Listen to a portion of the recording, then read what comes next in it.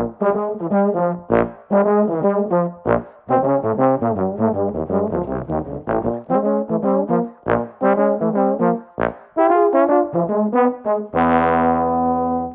welcome to 8vbebop. This is a jazz-based trombone talk hosted by myself and Chris Glassman. So this week we have Jen Wharton with us. Jennifer is a low brass specialist based in New York City. Though getting her start classically, Jen has deep roots in jazz, commercial, chamber, and Broadway music. These days, Jen can be found where we all are, at home. But usually she's performing in West Side Story on Broadway and has also held positions at Beautiful, the Carole King musical, Gershwin's Porgy and Bess, Jekyll and Hyde, Scandalous, Wonderland, 9 to 5 and Curtains, King Kong, as well as performing as a sub in over a dozen other Broadway productions. She's also leading her trombone forward ensemble, Bonegasm, that has recorded its first album and is a recipient of the Women's Funk Grant for Media, Music, and Theater that's going to help her record her second record, which is titled Not a Novelty. Jen is a member of two multiple Grammy-nominated ensembles, Darcy James Argue's Secret Society and the Alan Ferber Big Band. She has also performed on the Grammy-nominated cast albums for the Gershwins' Porgy and Bess, 9 to 5, the musical, and Curtains, the musical, as well as the Grammy-winning recording of Beautiful, the Carole King musical. On top of that, she's performed and or recorded with ensembles including the Vanguard Jazz Orchestra, the Dizzy Gillespie All-Star Big Band, Ken Kaplowski Big Band, Miggy Augmented Jazz Orchestra, Diva Jazz Orchestra, Arturo O'Farrell and the Afro-Latin Jazz Orchestra, Birdland Big Band. It's the Ein Incerto Jazz Orchestra, right? Yes, okay, good. Woody Herman Orchestra, Terraza 7 Big Band, John Yao and his 17-piece instrument, Walking Distance, South Florida Jazz Orchestra, New Alchemy Jazz Orchestra, Stephen Five-Key Big Band, and the BMI Jazz Composers Workshop. She's also currently teaching bass trombone at Montclair State University in New Jersey. Welcome, Jen. So good to have you. How have you been doing this quarantine? I have been trying to stay busy. I alternate between being super productive and being not productive at all. I maybe played a total of an hour over the last 4 days because I was trying to learn something. So I became obsessed with it and didn't touch my horn for 4 days. And it doesn't matter because nothing matters anymore. You've been doing the question of the day with your husband, right? That's been so funny. It's very, so for those of you who don't know, I'm married to John Fedchuk, who is a pretty good trombonist. And he reluctantly did the very first one. And then he got way into it. And so he's written we have a theme song now, and that also features me singing, although I sound like a chipmunk on it. So it sounds more, funny. But then we have sound effects. Started learning the thing I was learning was a video editing program. And I've been using it to do question of the day, but he's so dry that it's really like, I'm the talker and he's the dry guy in the duo. So it's been really fun. Been fun to spend so much time with him because he's usually on the road or I'm working. So if he's home, I'm usually not here. But we've been I hate to use the word blessing because I'm not very religious, but it's been so nice to be able to spend time with someone I love. So good to have you on the stream as well. Thank you for giving us your time. Oh, thank you for asking me. It's big shoes to fill after the other episodes. Yeah, we've had some killing people on here. That's exactly why we wanted to have you on. So we had a bunch of submissions for questions and then just stuff that Chris and I would love to talk to you about. So are you ready for some talking? Always. Can you talk a little bit about Bonegasm and how you started with Bonegasm? Sure. Well, I, like I said in my bio, I come from the classical scene, and it's basically just because I didn't realize bass trombone could be an improvising instrument. It just didn't come up at any point. So I came up classically, but I always played in big bands and everything. And my dream once I graduated from New England Conservatory was to have a trombone quartet, but because I have a very low sense of self-esteem, I was like, no one wants to play with me. So I just never did it. And playing in Alan Ferber's big band, he has a tune called North Rampart, and it's a gorgeous tune. He recorded it first with his nonet and then with his big band. And I said, for some reason, that tune, I wanted to learn how to improvise over it. And so I said, I'm going to do that. I asked him to arrange it for trombone quartet and then asked him to rearrange it for trombone quartet with rhythm section. And that was the very first tune that Bonegasm had. And I did, like, it was the first time that I approached improvisation from a place of love instead of fear. I love the tune so much that I wanted to learn how to play it. That said, I think Bonegasm, it's always been less about players, although everyone in the band is killing. But I never wanted it to be all about me. I wanted it to be a vehicle for people to fall in love with the trombone again. You know, the trombone used to be a really popular instrument, and now it's kind of an afterthought in many groups unless the leader is a trombone player. And I play a lot of big band music, so I hear how the majority of people write for trombone. And I was like, you know, they don't know what a beautiful trombone sound is. They don't know that a trombone can play soft. They don't know that a trombone can play lyrical. So it was partly why I formed Bonegasms, because I wanted to commission composers to write for this beautiful instrument.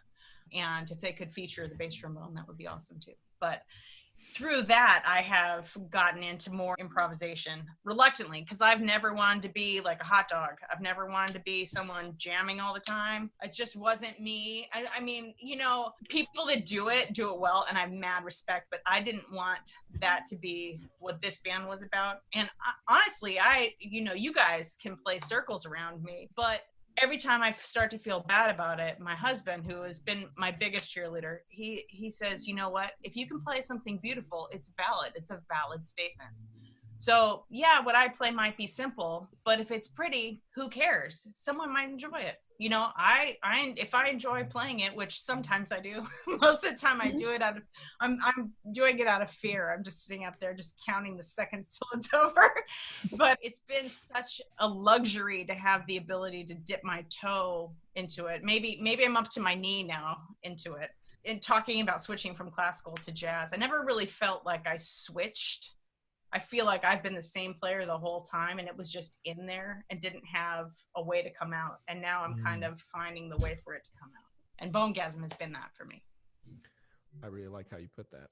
Another thing that we would love to hear a little bit about, you have this catchphrase that I know we all love, which is like balls. So can you talk just a little bit about balls and what that means to you? Because I know it's actually really, really deep. Yeah, well, okay. I mean, it started, one, I'm a pretty crass person. You could probably tell that just from talking to me for 5 minutes. I'm pretty crass, and I owe that to, I had a very kind of, my dad has a very crass sense of humor, which I inherited, but I also grew up at a time coming up in the bass trombone world, music world, surrounded by dudes, surrounded by middle-aged dudes, and kind of learning how to hang in that world without being sexually harassed, but also not being just written off for being, you know, too sensitive. You know, that's a completely different, very deep conversation. Mm-hmm. But I kind of just found this place where I could sit, my persona could be, where I could just be the crass person, and I could tell jokes that were dirtier than everybody else,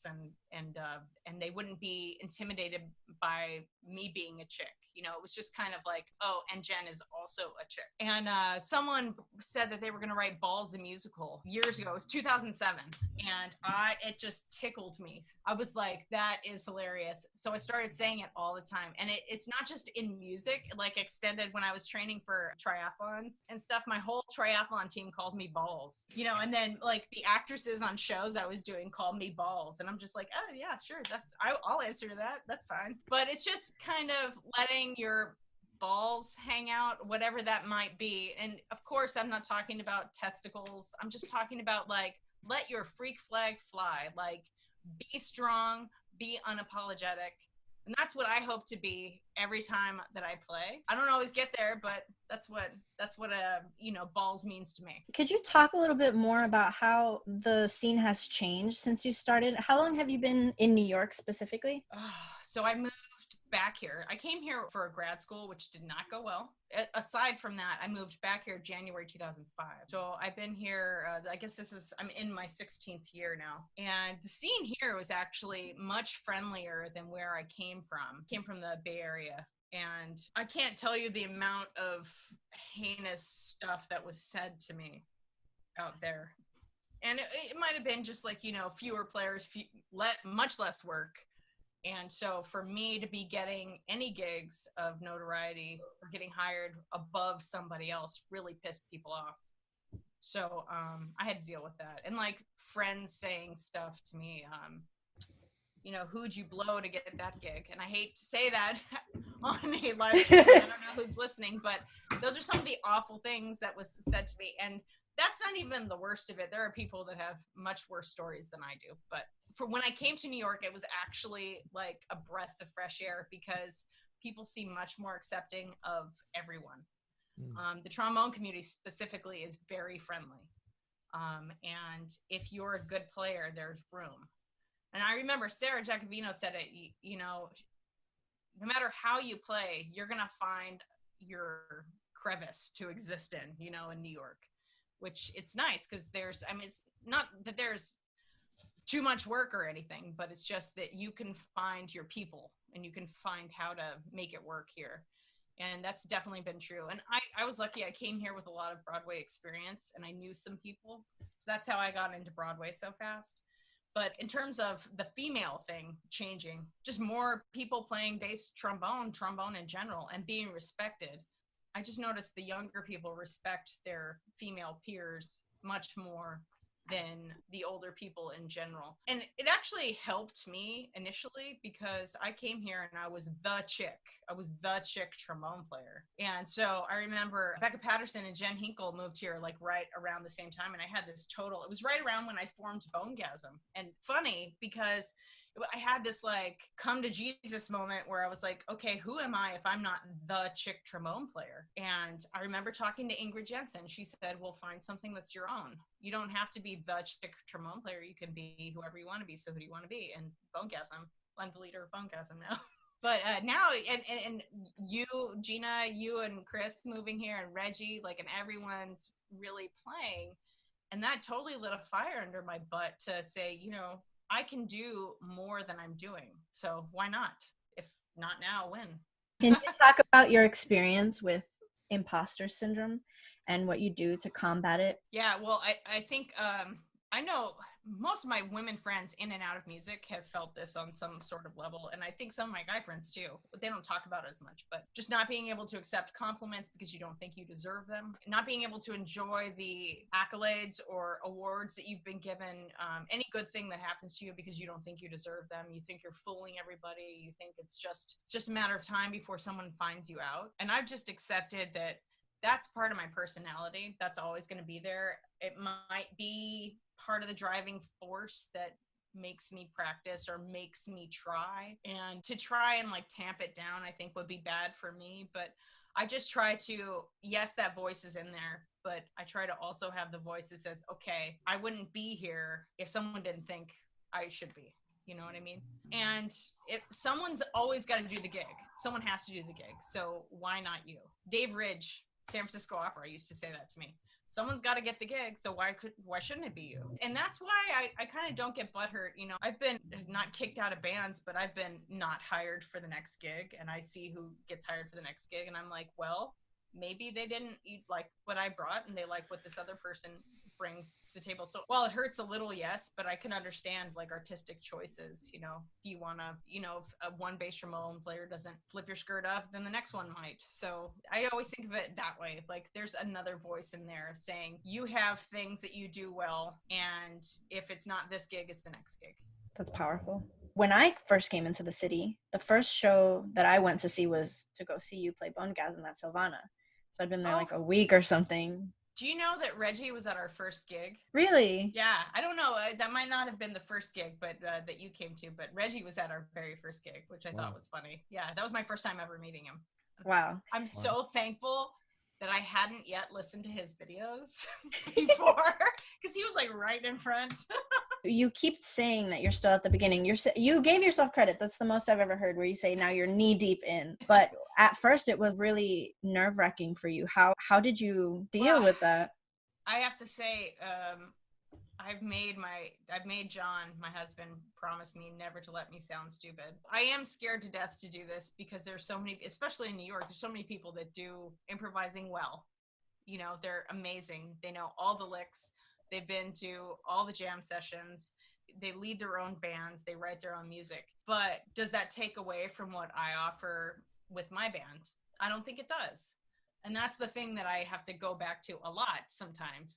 is that, yeah, I might not be able to do that, but I also I don't want to. Like, when I started learning to improvise, I was 40 when I really tried to learn. And, I spent my time trying to be a classical musician, shedding the excerpts in the practice room. And I am so far behind people, that have been doing this for years. I feel like it's an insult for me to get up and blow chunks through my horn on a D flat blues when I'm sitting next to like Jeff Miller or something. You know what I mean?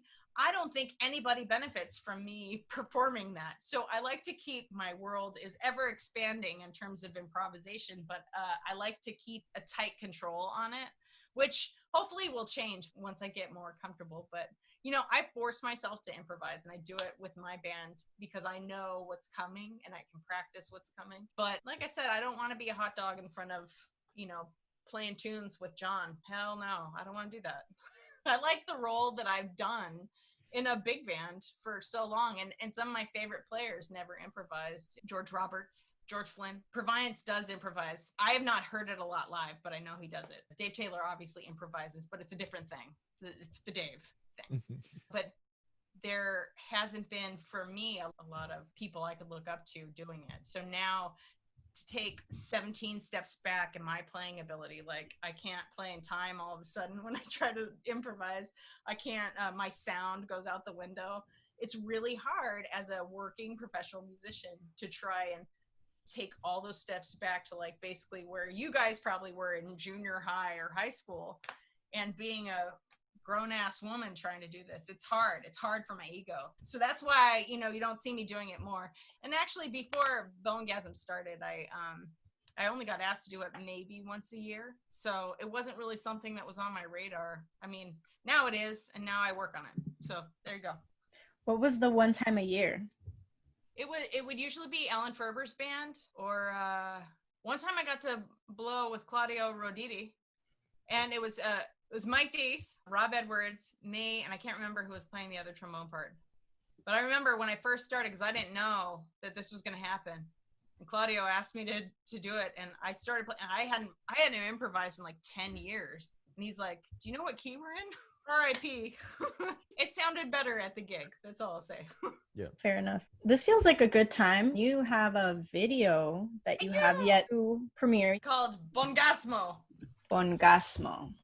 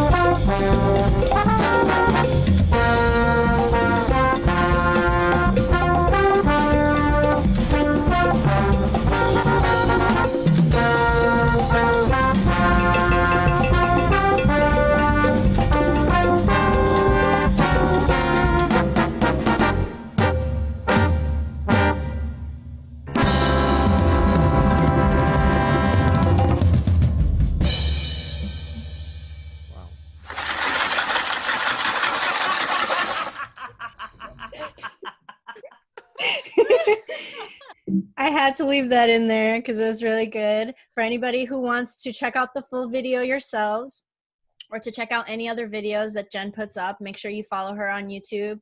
Make sure you I hit gotta subscribe. make it live. I have to make that link live. Sorry, it's not live yet. Well, you subscribe and you check the alerts, then you will get an alert when it goes live. Say, ring that bell. Ring that bell. And we wanted to actually congratulate you. We talked about it just for a second earlier, but you just won the Women's Grant for Media, Music, and Theater for your new record, right? Yeah, I was one of 94 people, 94 women or women identifying that got a grant. And it's especially now with the quarantine basically going to eat up all my savings. It's going to help a lot, but it means that I can pay the guys, you know, what they're worth. It means we can take our time when we're recording. It means we can be comfortable instead of trying to get everything out in one day. So I'm really excited, and it means that I can pay the composers what they're worth. I'm just super, like, you guys mentioned Ein and Sarah.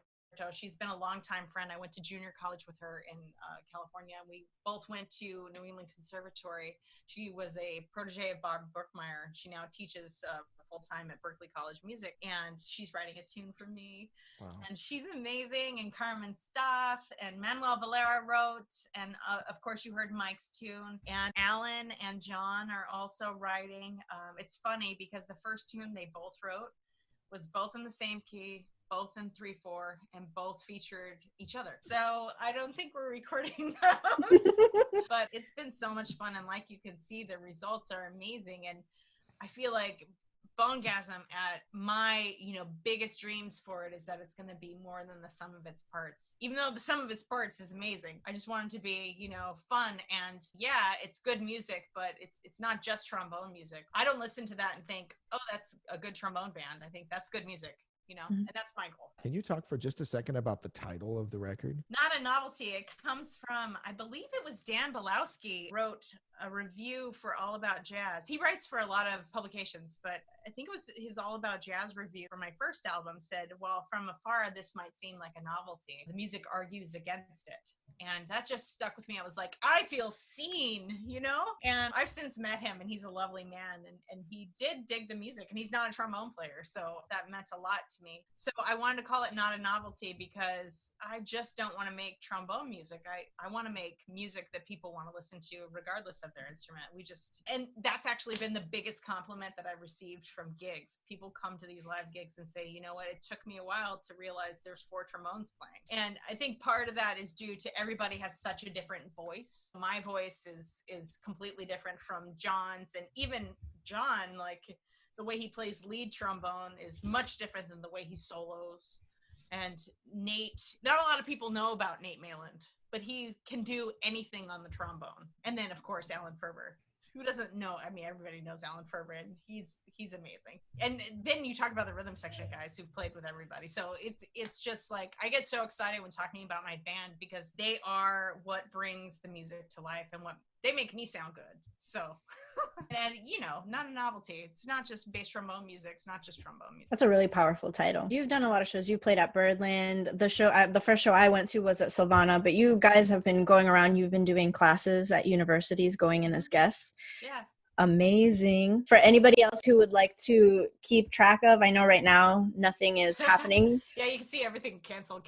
Yeah, right. Yeah, we were supposed to go to, actually there was supposed to be a big band festival in California this weekend, and so many people were supposed to be in California, including me, and then I was going to have some gigs out there, so we made this video instead. Everybody should go to jenniferwharton.com. The way your YouTube is Jennifer Wharton. youtube.com/Jennifer Wharton. Right here you have the subscribe button to keep track of all the stuff that's going on, so everybody should go there, find all the stuff, hear all the music, subscribe to YouTube, make sure you're getting notifications when the videos go live, because it seems like lots happening online. Actually, we mentioned this a little bit before we started talking about the industry changing. Yeah, so I've had a lot of conversations with my husband, with other musicians. You know, everybody's trying to figure out how to do this online thing and acapella this and Final Cut Pro and learning Logic and everything. Everyone wants to put content out, wants to remain relevant, especially with social media. And I almost wish that this had happened without social media, because my husband brought this up and it actually gave me pause,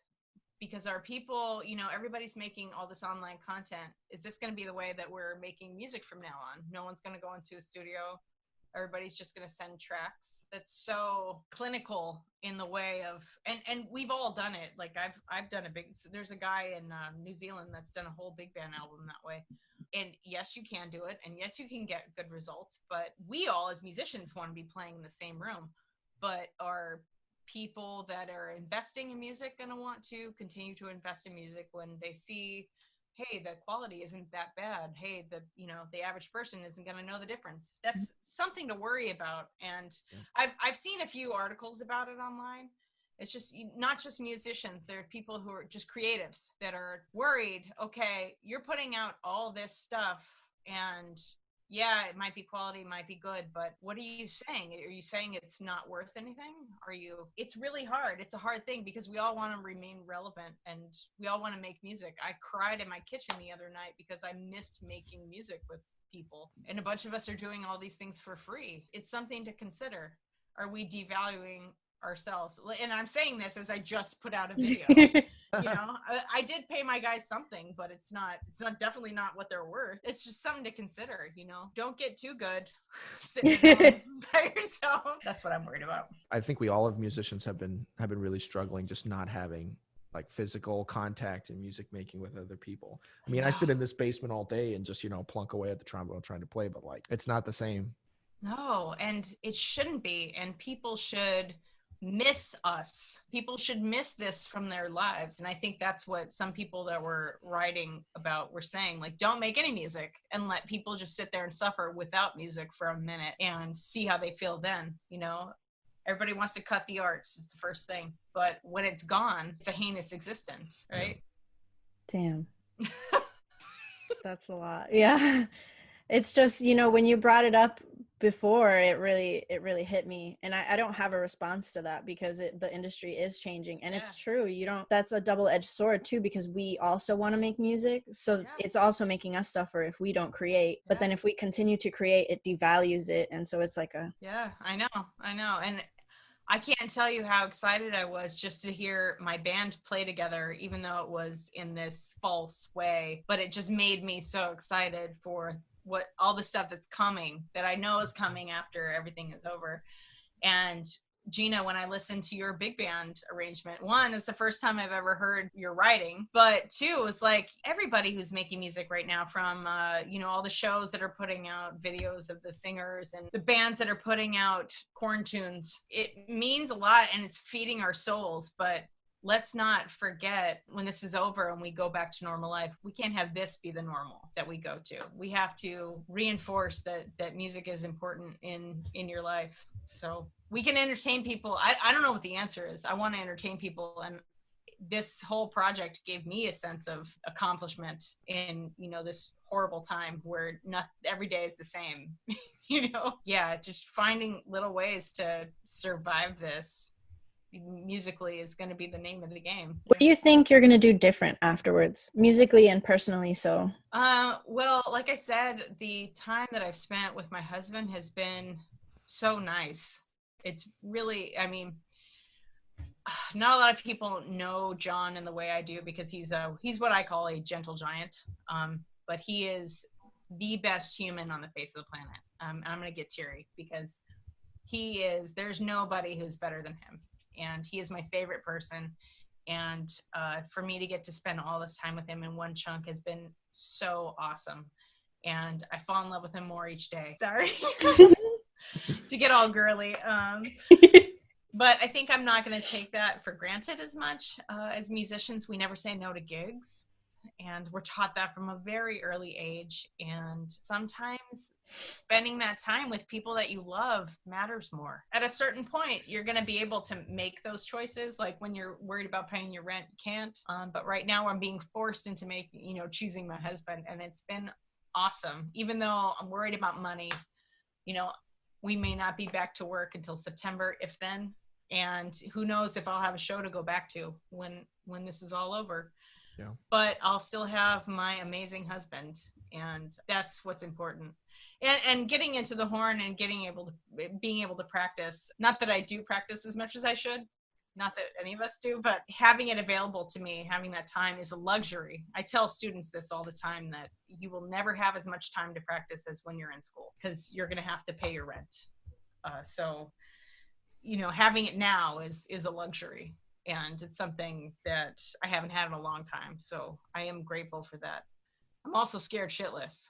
So, and I'm better off. I have savings. I had a savings for my album before I got the grant. So that'll last me a little bit, but I'm worried about what happens after, and I'm worried for all my friends that don't have that cushion. That's a scary time. Stay safe and wash your damn hands. We know that it's obviously like sort of on hiatus right now, but can you talk just a little bit about playing on Broadway is like? Okay. So I love my job, especially this new show. And it's easy to love a show in the beginning because everything is new and you're not sick of anybody yet. But, the person you're sitting next to, I sit next to James Burton at West Side Story, who is the nicest guy. He never has a bad word to say about anybody. I love him to death.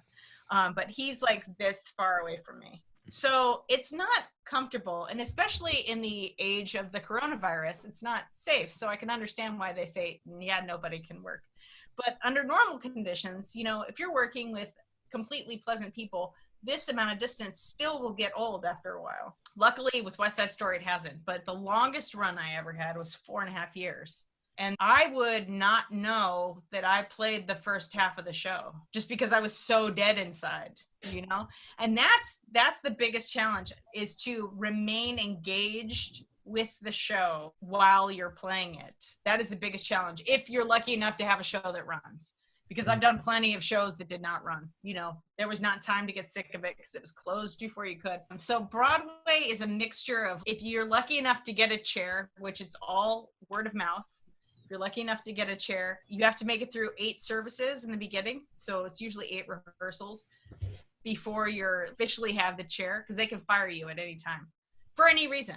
So that's a lot of stress. After that, there's just a lot of stress depending on the production of, tech and previews, and everybody wants things a certain way. And can you do this? And there's a lot of minute changes. And once the show is frozen, not the show frozen, but they call it frozen when no more changes are going to happen. Then you can kind of relax, and then you can kind of take off. And a lot of the older cats would take off as much as possible. One, to keep up their musicality, because you will get show chops if all you play is your show. So they would keep up their musicality. Recording sessions, when there were a lot, they would do a lot of those, but take off as much as you can. Like I would take off to do a $20 big band gig just to have something else to do, as long as I could afford to do so. But having the paycheck, awesome. Having health insurance, awesome. I almost value health insurance more than I value the paycheck at this point. And having a locker in Midtown, that is invaluable. I firmly believe that the union should install some lockers for like day lockers in their building. They can make extra money, because having a locker in Midtown is like priceless. But if you let it become a death sentence, I've said it to a couple of people, having a show can be called the golden handcuffs, because you don't want to take off if you're going to lose money, but if you don't take off, you're going to lose your mind. But if you don't look at it that way, it's much healthier. You talk about how it's a lot of word of mouth getting on a show. How does that start, like the subbing process into getting your own show? How did that start for you? For me, I got my I said I was from the Bay Area. I'm from outside San Francisco, Pittsburgh, California. What? P-Town? No H on Pittsburgh. But I got my first show because I met a guy doing a Chinese funeral in San Francisco.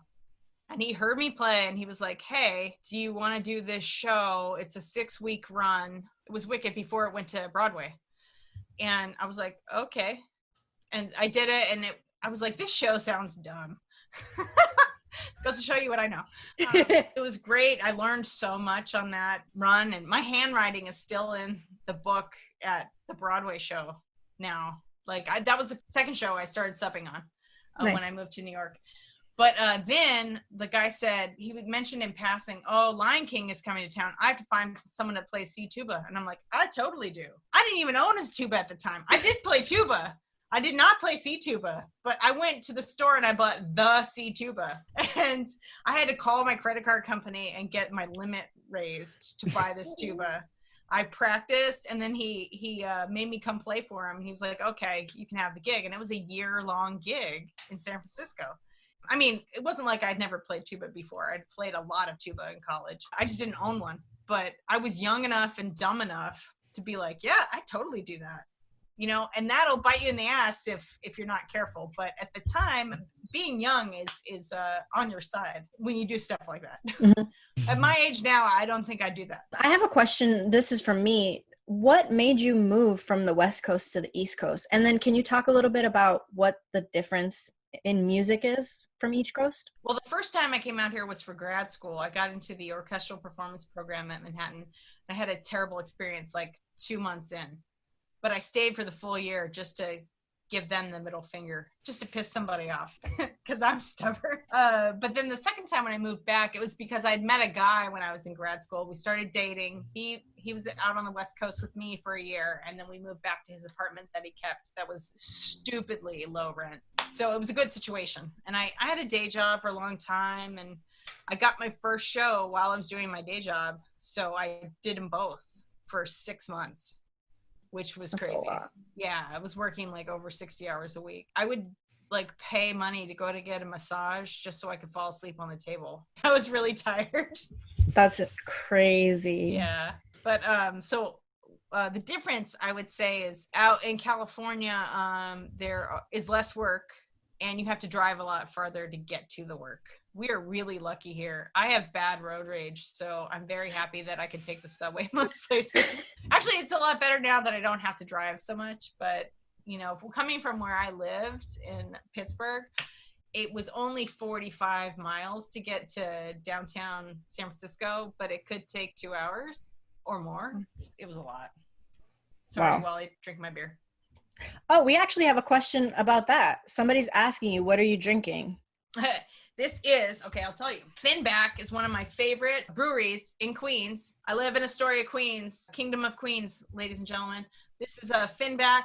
They do delivery for all the quarantined New York City people. This is their Sunshower Double IPA. I like them. I get nervous when I do these things, and I have diarrhea of the mouth, so this will calm my...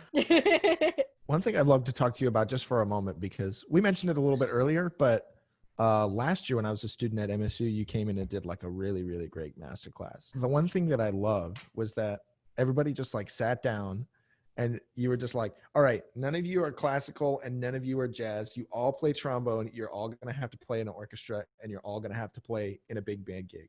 Can you talk just a little bit about like being someone who plays basically whatever they want? I play whatever people will pay me to play. Whatever they ask me to play, honestly. Except for the, you know, very few people that are lucky enough to get the gig that they want exactly. We just have to make money. So, you know, when you get that call for the orchestra gig that you're like, I'm not really the right call for this, but I have to eat. So you have to make it work. And it was funny because I participate in this professor's choir at the Southeast Trombone Symposium, which is very classical driven. The guys that run it, Colin Williams and Nathan Zagonk and Brad Palmer, who's at Columbia State University in Georgia, they have us down, all these teachers down from around the country, and we play in this professor's choir. It's awesome. It's like I get to geek out for 2 days playing trombone choir. But they had John down to do a masterclass and stuff, and someone had said, why they have this jazz guy here? And I'm like, you think if you win a gig, you're not going to have to play a pops orchestra, you know, gig? The idea that you're never going to need to know how to swing is a false idea. You know, it's wrong. You're going to have to know how to swing, and you might want to learn how to do it well, because that could open up doors to you that, you know, may not have been open before. Don't put yourself in a box. This runs contrary to what a lot of diehard classical or diehard jazz or diehard whatever will say. But if I had put myself in a box, which I sort of did with improvisation, but if I put myself in a box stylistically, I never would have been here. I actually remember saying I never wanted to play Broadway music, but once I started like, oh, you can make money doing this? Because the first show gigs I did paid $35. So I was like, this sucks. What's the like most unusual gig that you've had to play? Like most surprising, I guess we could say. I did a lot of Chinese funerals in the Bay Area, and there's some in New York, but I've never done them. But my record was 5 in one day. I did 5 Chinese funerals. Wow. And they hire like people to cry at the funeral. Oh, Yeah, you have to wear these hats. I think it came from Hong Kong, like British dignitaries. Brass bands would play for Chinese dignitaries, but it was in a morgue, so you'd smell all the embalming fluid and stuff. It's weird. It was on Green Street Mortuary in San Francisco. The weirdest gig in New York is I got paid to play foghorn sounds on tuba at a gala for BAM, I believe. Jennifer Lawrence was a speaker and some famous director, and I was on this like huge pillar, and every time the light shined on me, I made this foghorn sound. That was it. That was all I did. What's the most exciting gig that you've ever played?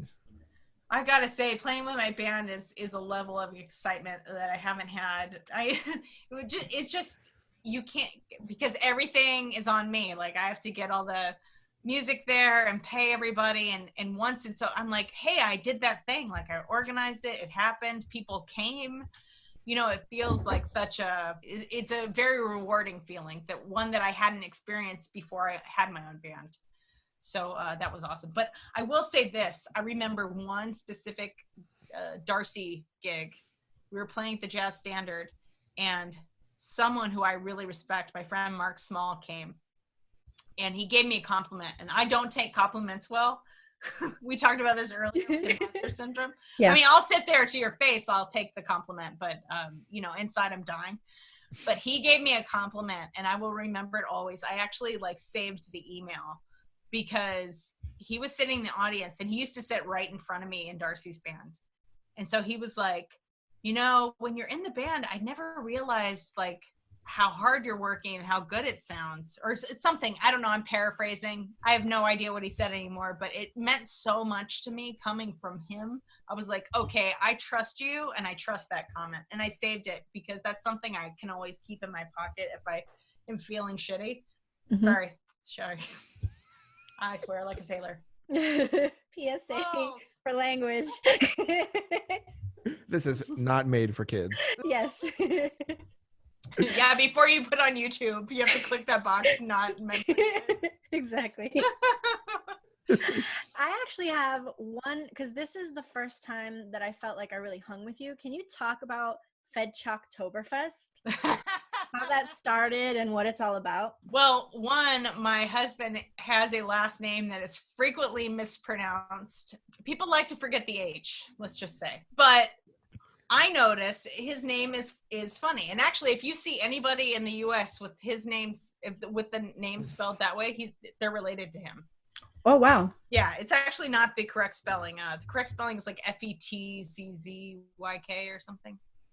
Yeah, it's somewhere Eastern European. But anyway, so this is a phonetic spelling of his name, which shouldn't be hard for people to pronounce. But anyway, I digress.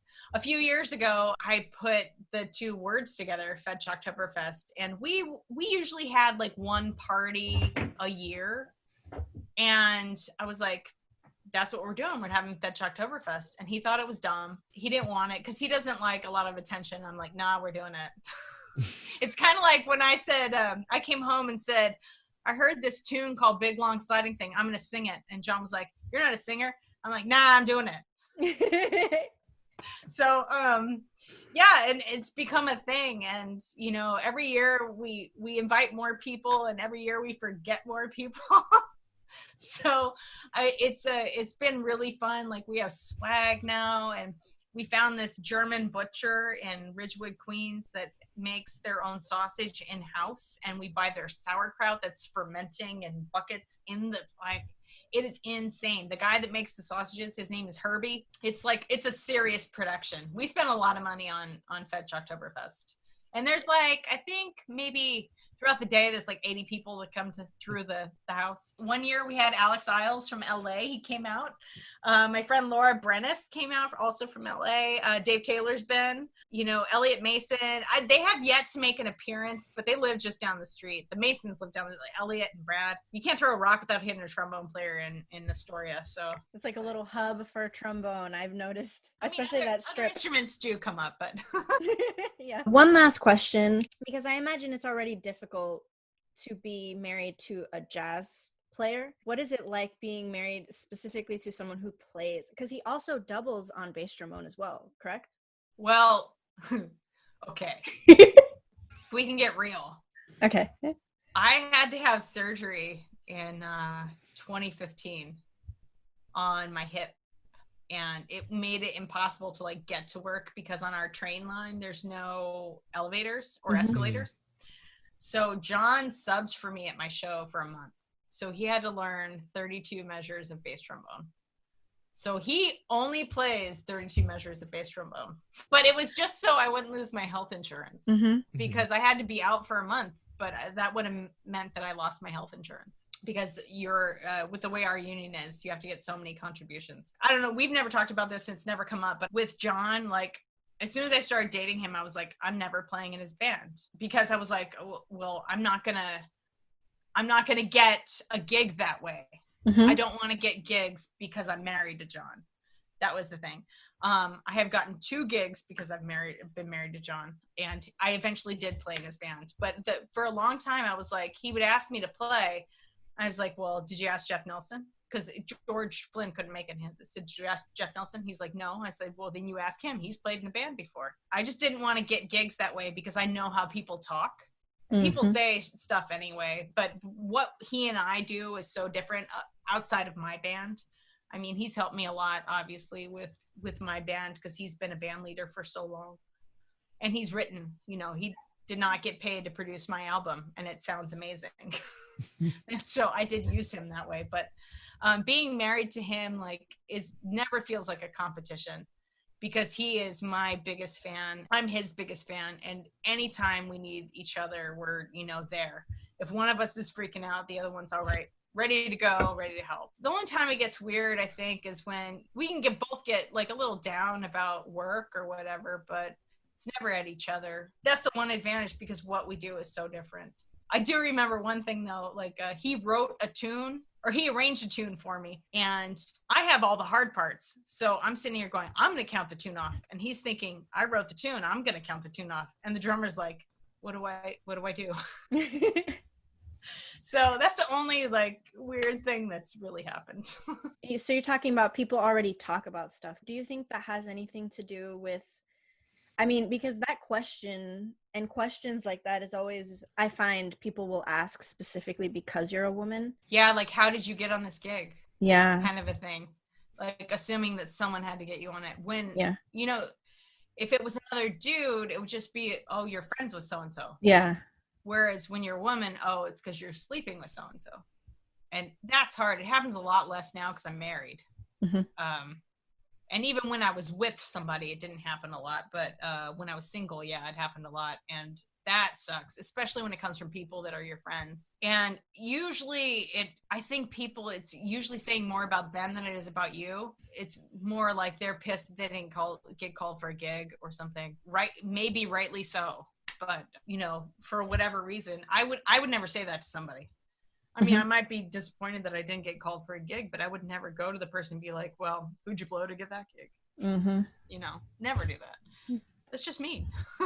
It is. Well, this was we got a lot of stuff. There was a lot of heavy diarrhea of the mouth.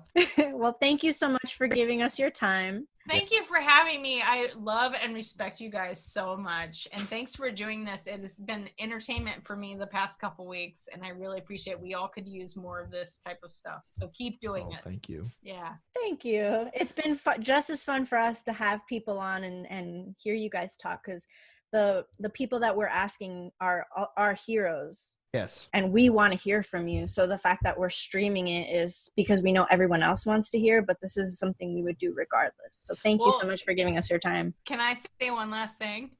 Everybody should subscribe to Gina and Chris because they are amazing voices in the world of the trombone, and you should hear all the things that they're doing. So after you subscribe to me, go and subscribe to them. Thank you so much. That means a lot. Yes. I mean it. You guys, I am inspired by watching you guys. Oh, my heart. Okay, so with that beautiful note, we're going to wrap it up. Remember, guys, to subscribe to Jen on YouTube, to get on her website, to subscribe to her newsletter, to hear more about all the stuff going on. And stay tuned because next week we also have a guest. So leave a comment if you can guess who it's going to be. That's right. Bye, guys. Bye.